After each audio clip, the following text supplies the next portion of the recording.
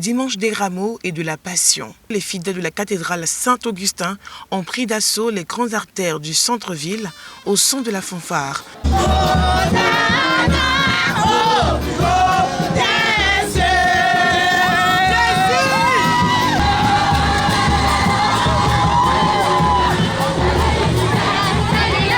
Les chants et danses se sont poursuivis jusqu'à l'entrée de la cathédrale. Le père curé invite les chrétiens à se dépouiller de tout péché afin d'entrer comme Jésus-Christ à Jérusalem dans la gloire de Dieu. Jésus est passé sur le petit âne juste pour signifier cette humilité et cette recherche de paix. Les guerriers vont sur les chevaux, mais Jésus a pris l'âne pour exprimer son désir de paix et le désarmement des âmes, le désarmement des cœurs, le désarmement des paroles. Et je crois que l'Église est dans cette dynamique depuis sa création. Et donc nous souhaitons vraiment que tous les chrétiens vivent pleinement cette vie de paix intérieure qui réjaillit sur le comportement. À quelques mètres de la cathédrale, la basilique Notre-Dame de la Paix.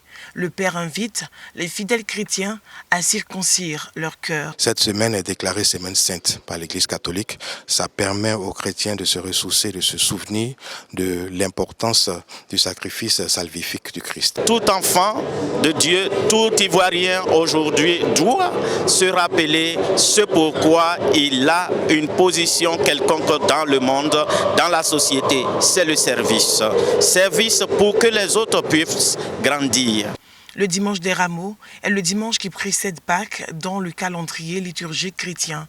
Ce dimanche commémore à la fois deux événements. Il correspond d'une part à l'entrée solennelle de Jésus à Jérusalem où il fut acclamé par une foule agitant des palmes. D'autre part, ce dimanche commémore la passion du Christ et sa mort sur la croix.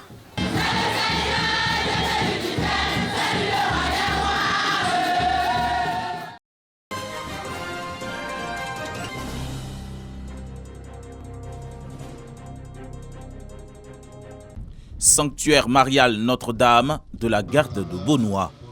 Une bougie s'illumine à l'autel. Une flamme porteuse d'espoir et de paix lancée dans le cadre de la caravane de l'intercession pour une élection présidentielle apaisée en Côte d'Ivoire. À l'initiative, les recteurs des sanctuaires mariaux du pays. Nous invitons tous les habitants de ce pays de prier avec nous pour la paix. En Côte d'Ivoire, c'est ce message que nous avons reçu depuis la basilique de poser cette action prophétique. L'aboutissement de cette flamme serait, je dirais, les élections, mais elle passera par la journée des sanctuaires du premier samedi du mois d'octobre. Un appel à tous les fidèles catholiques, mais aussi à l'ensemble des Ivoiriens pour la paix en Côte d'Ivoire. Pour donner le ton de cette mobilisation spirituelle, une messe solennelle est dite. La paix est nécessaire pour notre pays. À partir de cet instant où il y a la paix en Côte d'Ivoire, nous pouvons en ce moment prier pour nous-mêmes et pour nos familles. Dieu est un Dieu de paix, un Dieu d'amour et de fraternité. Alors, nous demandons à tous les fidèles de garder cette dynamique de paix. Mais la paix, ça se cultive. La paix devient une attitude, une manière d'être, une manière de vivre. Portée par la foi, nourrie par l'espérance, la flamme de l'intercession continuera son chemin sur toute l'étendue du territoire national.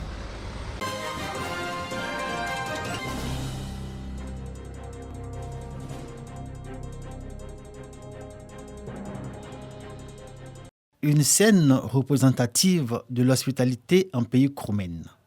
Chez ce peuple du littoral de la Côte d'Ivoire, l'hospitalité et le vivre ensemble constituent les ferments de la cohésion sociale et la paix.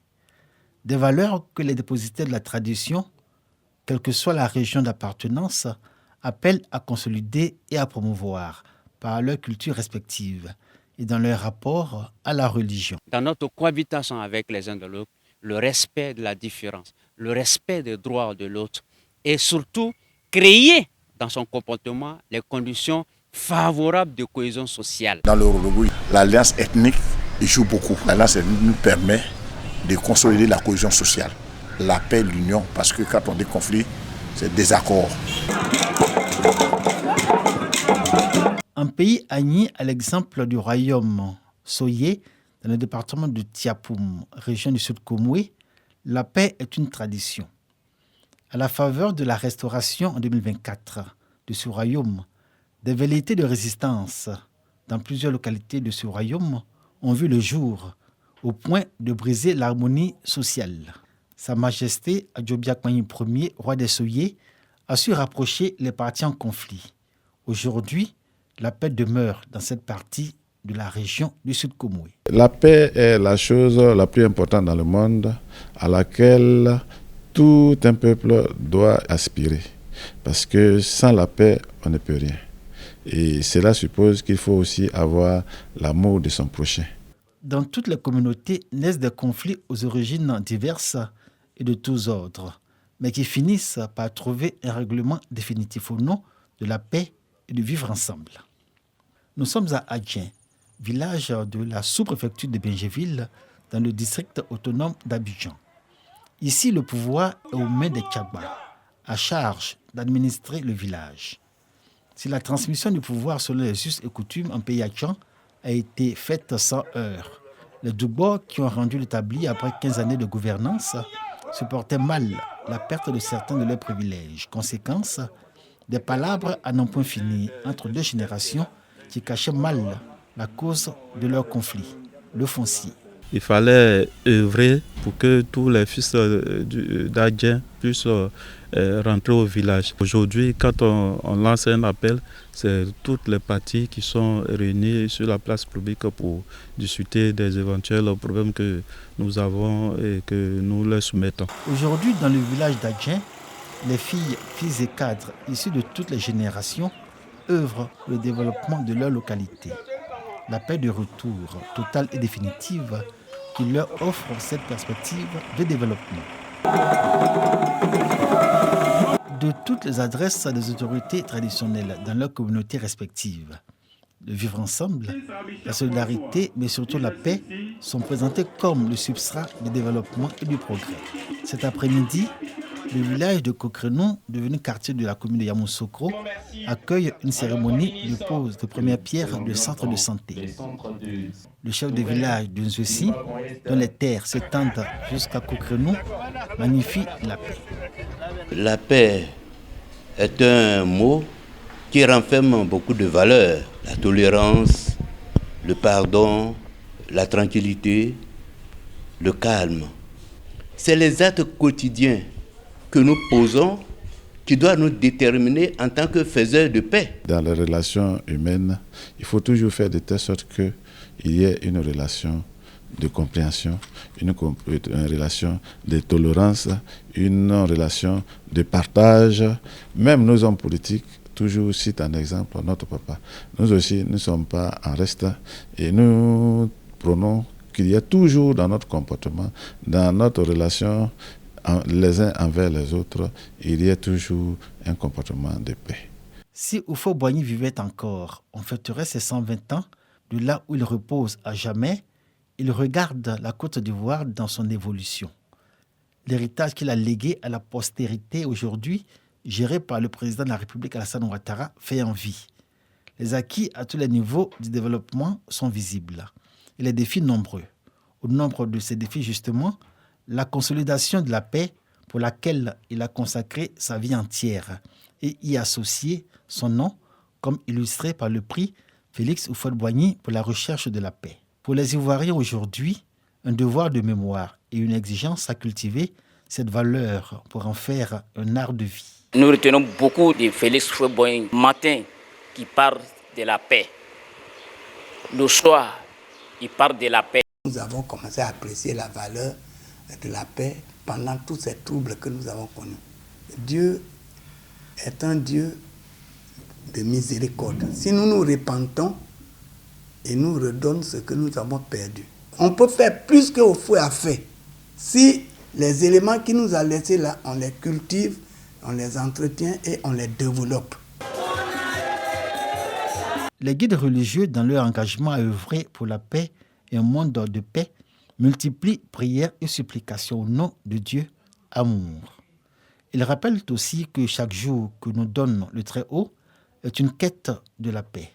Acte qui appelle la mobilisation et l'engagement collectif de la communauté dans la solidarité la fraternité et surtout l'amour.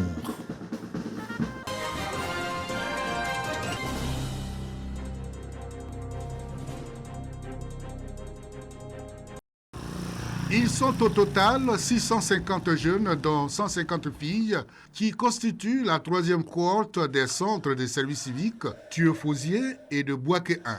Ces auditeurs auront à passer 6 mois dans les centres, 2 mois de resocialisation et 4 mois consacrés à l'apprentissage d'un métier au choix.